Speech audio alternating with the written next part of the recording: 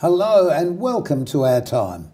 Paramita Roy is an Australian independent film director, producer, writer, educator and a keen photographer. Born in Kolkata in India to Indian parents, she relocated to Australia in 1999 and fortunately she's here with me now. Paramita, it's not the first time you've been on the show, so welcome back. Thank you, Malcolm. Last time we talked about a play you'd written for the Adelaide Fringe. Just quickly, what was that play based on? What was it about? It was called Mums Behind the Mask. So it was, although it was comedy, but it was based on real story, stories about elderly female. Was it primarily about elderly Indian females? No. Or just females? Females generally? From different communities. And the point that you were making out of the play was basically, as people age, they often become invisible. Exactly. And their journey and how they struggle, particularly when the children, they leave home and they leave country sometimes, interstate. Just like you did to your mum and dad. So it's something you understand, and you're a mum as well. But what we're talking about in this episode is, basically it's a bit about you, but it's a bit about what you're currently involved with, which was brought about basically because of issues in the Indian culture with women. Can you just explain a little bit about that? Well, it's what happened recently, on the 9th of August in Kolkata, where I was born, at a very renowned hospital. One of the young doctors, after 36 hours of work shift. With no sleep?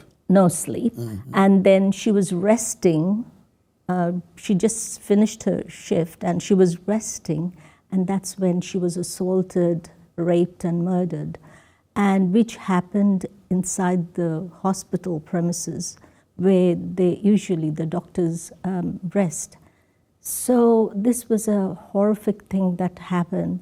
And since then, the junior doctors, they decided to go on strike and they're protesting. The movement was started by the junior doctors, but now it's a people's movement. This is male and female doctors? Exactly, because they're at the moment, while I'm speaking with you, they're going on hunger strike because government is not really responding or listening to them, or the promises they made, they're not following those promises. Right. I'm going to say something probably quite controversial now, and I don't mean it to offend anybody, but the reality is that India has a very male attitude towards life generally, a very patriarchal life, as I understand, and the people in politics are inclined to pursue the religion, which is the Hindu faith, isn't it? Yeah, but constitutionally it should be a secular country, And irony is, at the moment, the leader of the state is a female. So that is also very sad. That she doesn't have the power to... She does. She does, but she's not using it. Yes, she has. And is that because of religious belief, do you think? Because there are so many gods and people go to worship the gods, and you would think that there would be more understanding of human people who are today's gods, if you like, particularly in a hospital. Yeah, that's true. And also India, in India, we worship goddesses. Like we just had Durga Puja, which is the worshipping of, goddess Durga. But the real Durgas are not looked after, or they experience this sort of horrible things in the society. And that's what worries people. And today, girls and women, they're on the street protesting. And it's a history making, they would like to see some change. They would like to change the statistics. Right. But the reason they're doing that is because they don't have another way of basically not only letting the rest of the people in the country know, but the rest of the people on the planet know. Now, here in Adelaide, you've been involved in two types of protests. We'll talk about the one in front of Parliament House first. what was important, look, we've got some photos from there. What was important about that was that it wasn't just women attending, there were men and women. Exactly. If you look at the picture there in the corner, this is Goddess Durga. And the girl who was killed, she's lying there on her lap. So this is celebration of Goddess Durga, and they're saying that, you know, they demand justice for this, doctor. Right. Because they haven't, there's no justice yet. They have, it's been investigated. It's more than 2 months. In our society, it's difficult to comprehend this, but we've got similar issues here. Here's another, and here are some of the men who are protesting as well. There seems to be an international problem at the moment across the world, though, and certainly in this country, and the Me Too movement that's sort of started in the film industry and spread from that in America. Where did we all go wrong? Well, education, attitude, it is not only, it's important, the respect should be there at home and at school. So you're saying, first of all, so in a family situation, there's mum and dad, and mum and dad obviously have the greatest influence on their children ever. Just before we talk about that, the red on the cheeks, that represented what? That is end of this festival. They put sindoor is something they smudge on each other. You know, end of this festival. So that's what they are doing. And the meaning of that is what? That is, I think it is saying farewell to the goddess because she returns home, and also it is. I'm sure it has some symbolism there, and powerful symbolism, and I really do not know that. Well, there are millions of Indian gods, aren't there, or Hindu gods, to be more specific. Yeah. Why do you feel Hindu people in India? Some of the Hindu people, particularly the men, are not respectful of that situation. Well, it is, as you said before, it is not only in India, it's around the globe, the same in many countries. In different ways as well. Yes, and this has come for a long time. To make any change, you know, it takes time. And after this movement, I'm hoping, and we are all hoping, that things will change. Okay. They'll look at. We almost started to talk about the education. So in a family unit with mum and dad, I mean, the first thing that influences children, I guess, is the way that their parents treat each other, first of all. If it's a loving family, if there's not any sort of abuse between a male and a female. Secondly, it's how a mother teaches her son and daughter how to react. So there is an emphasis on family. And if family aren't portraying how to live together happily and respectful of each other, because it's not just about men being respectful of women, it's women being respectful of men. And we were talking earlier today about the fact that I think in our society, a lot of men, older men, particularly in my age group, are a bit confused as in fact how to respect women in the ways that we were taught, which was, you know, stand back and let a woman enter a door first and open a car door and things like that. I mean, they're very minor things in life apart from anything else, but those sort of things have changed now because women are not expecting to be treated as something other than equal to you. So That's right. It's confusing in a way, but the confusing part of what you're talking about is tied up with the religion as well and politics as well. But it is much more than that, you know, like it is respect. It begins at home, you know, they learn, the kids learn when they see their parents are respectful to each other. That's very, very important.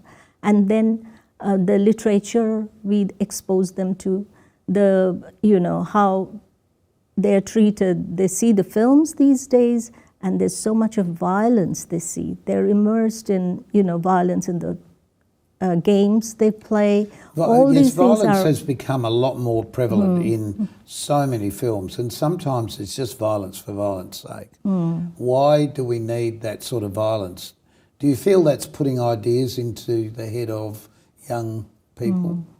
Yeah, absolutely. I mean, this is how they can. I mean, how far they can go. You know, even the incident that happened here at the Flinders, somewhere. In Flinders, yes. A the hills. young girl was buried alive, and it was a horrible thing that happened to this girl.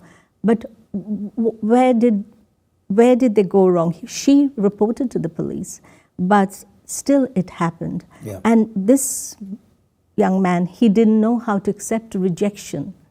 All these things we have to think about, you know. We've also got to look at these things to recognise it in the people and people around us, family, friends. If men are the perpetrator, we need to sort of, hello, something's not right, the way he's thinking, the way he's talking. And it can also, it can be the opposite way around as well. Look, we're going to take a short break and we'll be coming back in just a moment to pursue this conversation a little further and also to tell you about the worldwide movement that's looking at it.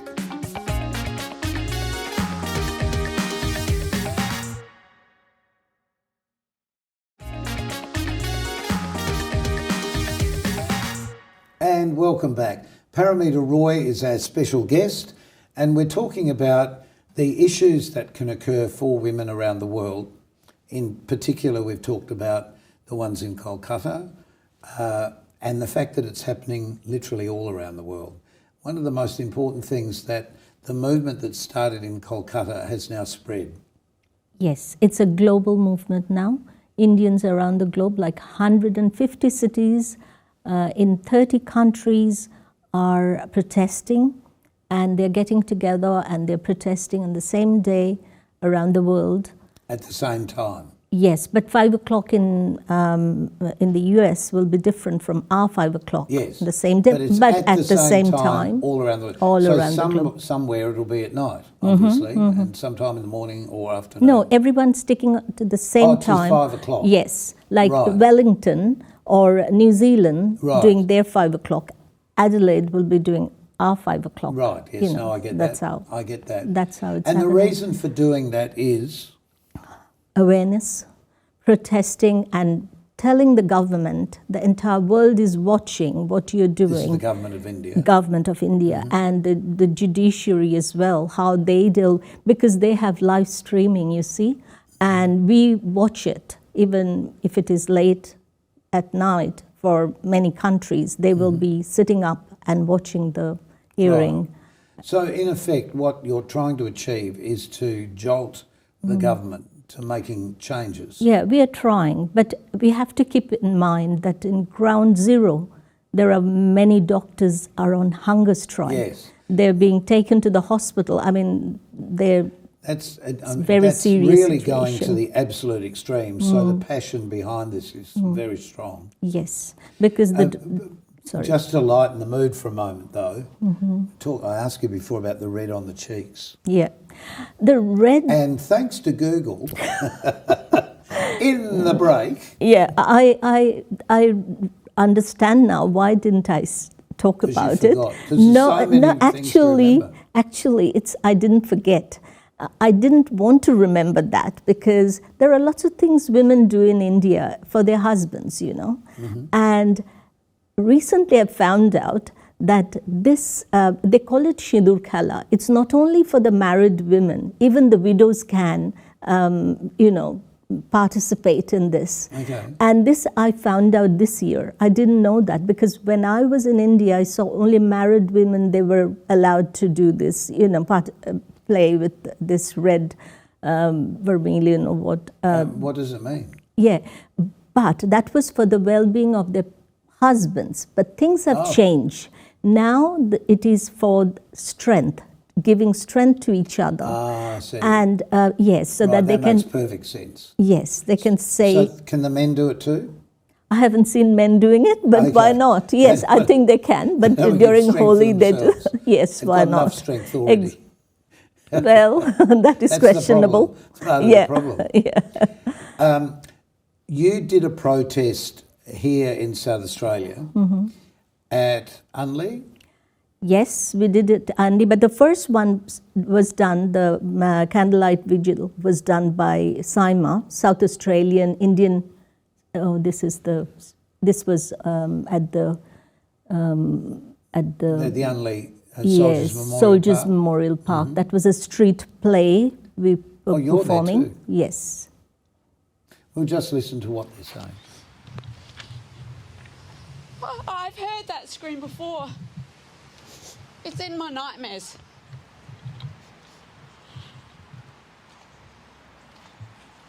Last time Abhaya spoke to her mother, it was around midnight. They both talked. She assured her mom that she had her dinner. Then she asked her mom to go to bed and sleep. When this heinous crime happened, I'm sure she cried for her mother many, many, many times. I'm always curious when we see people protesting whether it has a meaning to the people or the events you're protesting against. What do you feel? Is it because there's no other avenue for humans to follow if governments aren't listening? So that is the fear. Where is this heading?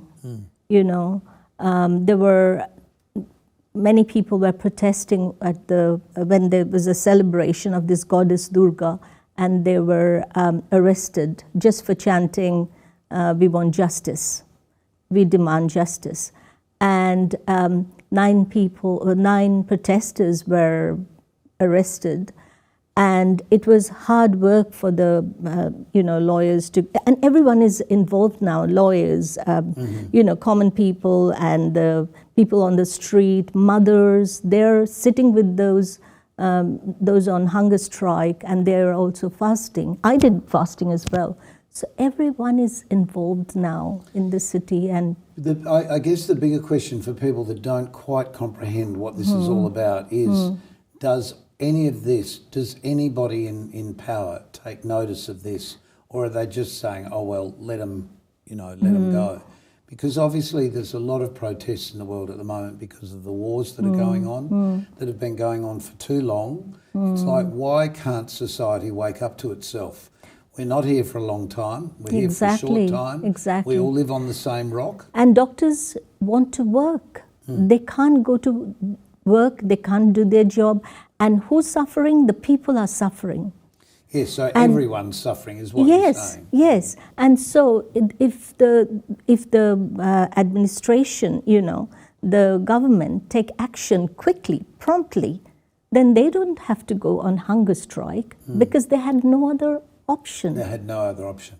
But you've been positive about this in that as a writer, as a film producer, you've actually, like you did the play last year?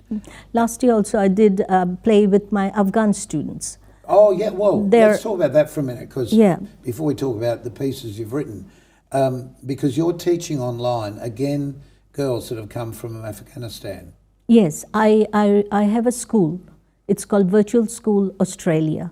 And that school, we run global empathy conferences every year, and also around the globe. Like we did one in London, we did one in Seoul, we did just this year, we did one in Prague.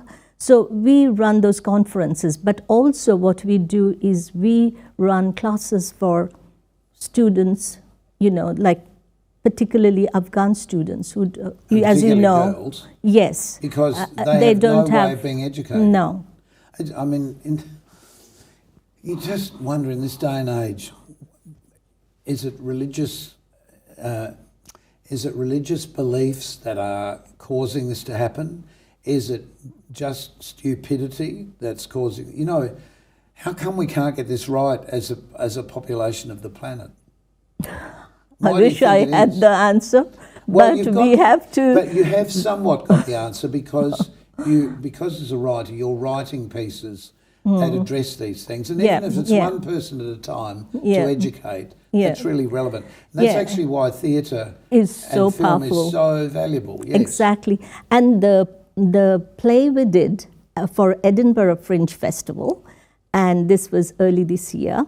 And that script was selected as was a quarter-finalist for Blue Cat script competition. Right. I don't know if you are aware of Blue Cat. This is I'm a not. very That's the first time renowned. I've heard that. That's This great. is a very renowned competition, and it was a quarter-finalist out of 400 scripts. Right. So this is the one these Afghan girls performed, and online, because they couldn't travel. They're on exile right now. Yes, And isn't that amazing? and they cannot be employed. I mean, the country where they are in right now, they're in exile, and they're not allowed to work. So can you imagine how are they going to survive? Exactly. So we Well, they'll slip decided. back into the way it's been, forever sort of thing, is what will happen, really, where they have no voice. That's what they want, women not to have voices. Yes, well, that's ridiculous. And that's the fear. If we don't, if we women are not proactive, that's what's going to happen everywhere. So we have to be. Well, fortunately, we live in a country where we have that, but we still have issues here, to not make it any easier. And we don't know what happens, behind the doors at Well, home. that's true. We don't know. We know. But again, like you said, when we said at the beginning, it's all about education. It's all about men treating their partners with respect and showing that respect, vice versa as well, and showing that to children as well, because that's so important. Exactly. All right, we're going to come back in a moment, because we're going to talk about something that Paramita has done and is doing for the next Adelaide Fringe here in South Australia.